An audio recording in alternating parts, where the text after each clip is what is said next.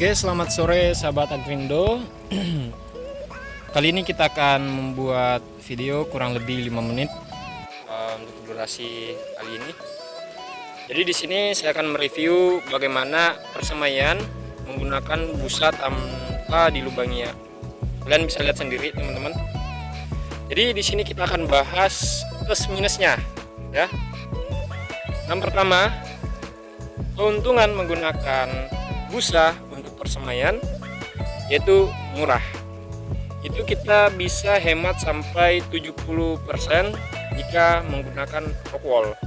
Jadi pertama kita bisa lebih hemat ya sampai 70%. Bahkan bisa 80% ya.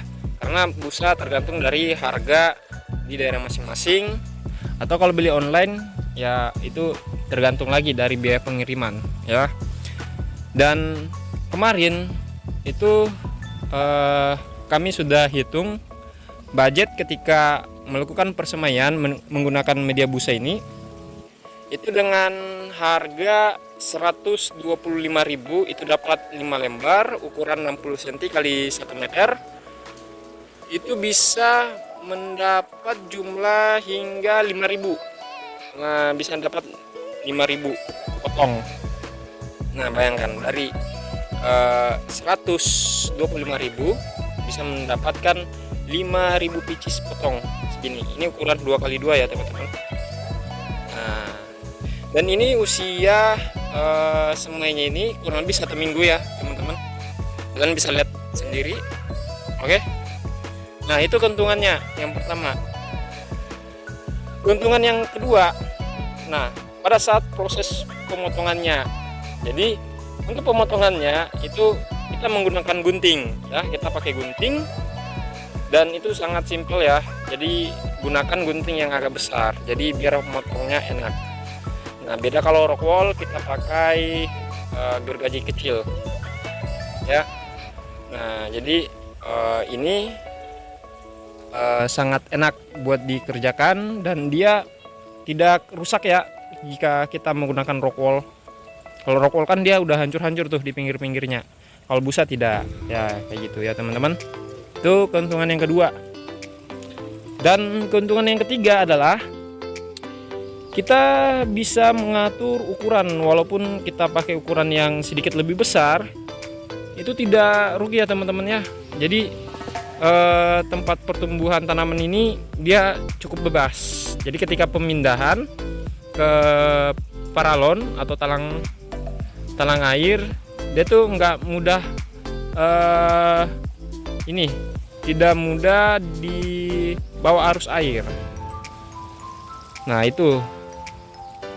Dan keuntungan yang lainnya itu ada beberapa, cuman karena saya membuat video tanpa konsep ya teman-teman. Jadi sebisa mungkin ketika di kebun itu bisa menyempatkan berbagi apa aja yang bisa dibagi, ya kan, berbagi informasi seputar hidroponik tanaman seledri. Nah, sekarang kita akan bahas tentang kekurangannya. Kekurangannya itu adalah ketika melakukan persemaian itu harus rutin disemprot ya teman-teman ya. Jadi kalian bisa ini kemarin saya tidak simpan di di mana?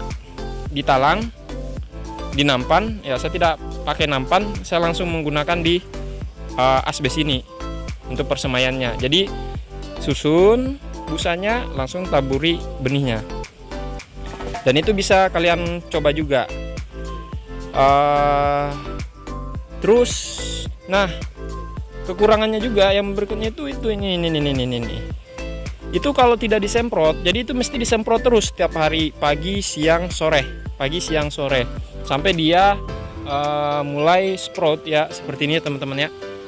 Nah, ini ini agak telat kemarin, jadi karena mungkin kurang ya, kita tetap safety untuk persiapan jika cadangan ketika ada yang busuk akar kita langsung buang. Nah, contoh seperti ini ya teman-teman ya. Nah, ini barusan kita, karena dia busuk akar ya, jadi kita sisa ganti. Nah, ini pemain cadangannya ada ya teman-teman ya. Jadi kita sisa ambil di sini karena ini kan seangkatan nih sama yang di paralon ini. Jadi kita sisa ganti aja. Nah itu, dan itu sudah kita bahas di video sebelumnya. Yang belum nonton silahkan cari aja videonya. Intinya video sebelum video ini. Terus karena kemarin semprotan saya sempat dipinjam sama tetangga, jadi itu sekitar 2 hari. Jadi 2 hari itu saya tidak melakukan penyemprotan ya teman-teman ya. Makanya dia sini nggak rata pertumbuhannya. Justru yang ada jamurnya ini, ada lumutnya, ini yang malah tumbuh. Karena kenapa? Sifat dari busa ini dia nggak bisa menyerap air dari bawah ya. Beda kayak rock wall. Jadi mesti kita betul-betul pada saat melakukan di awal itu betul-betul merendam busanya sampai busa itu betul-betul menyerap air. Baru kita susun di atap asbes ini. Oke teman-teman, kalian bisa lihat. Karena kemarin sempat 2 hari saya tidak melakukan penyemprotan, makanya pertumbuhannya kurang kurang serentak ya. Ini ada yang kurang karena dia butuh lembab. Dia butuh lembab, kalau bisa basah ya kan. Nah, makanya dia pertumbuhannya kurang. Nah, terus yang ketiga, kekurangannya itu dia tuh ini lumut. Tapi sebenarnya setelah saya perhatikan justru lumut ini membantu air itu buat naik. Karena yang menyerap air ini dari lumut itu yang membantu airnya benih ini itu bisa menyerap air lewat busa ini. Ya, kalian bisa lihat nih. Ini yang pertumbuhannya kurang lambat. Itu karena dia tuh nggak ada serapan air dari bawah, ya kan? Karena nggak ada lumutnya. Andai dia ada lumut, nah mungkin airnya bisa naik, dia bisa tumbuh. Nah karena nggak ada, makanya dia tuh yang kuning-kuning ini itu lambat, ya. Makanya barusan saya datang ambil semprotannya, kemarin dipinjam tapi nggak dibalikin. Ini saya ambil, barusan ini saya semprot tadi. Oke, mungkin itu saja ya teman-teman ya. Pembahasan kali ini tentang persemaian menggunakan media busa. Dan jika ada yang bertanya apakah tumbuh, ya tumbuh. Dan nanti kita lihat aja reaksi dari lumut ini. Saya rasa itu tidak jadi masalah ya teman-teman, karena kalian bisa lihat nih, ini bahkan udah menjadi warna hitam dan dia tetap bisa tumbuh. Oke, cukup sekian video ini. Oke, inilah nampak tanaman kita yang usianya kurang lebih 10 hari setelah pindah ke paralon. Nanti kita buatkan video lagi tersendiri. Oke, terima kasih teman-teman sudah nonton bersama kami Agrindo. Tetap pantau notifikasi, jangan sampai Anda lewatkan satu video, karena setiap video ada informasi penting yang mungkin saja bisa kalian jadikan pelajaran. Atau jika ada masukan, saran dan lain-lain semua, kalian bisa tulis di kolom komentar. Oke, thank you, bye bye.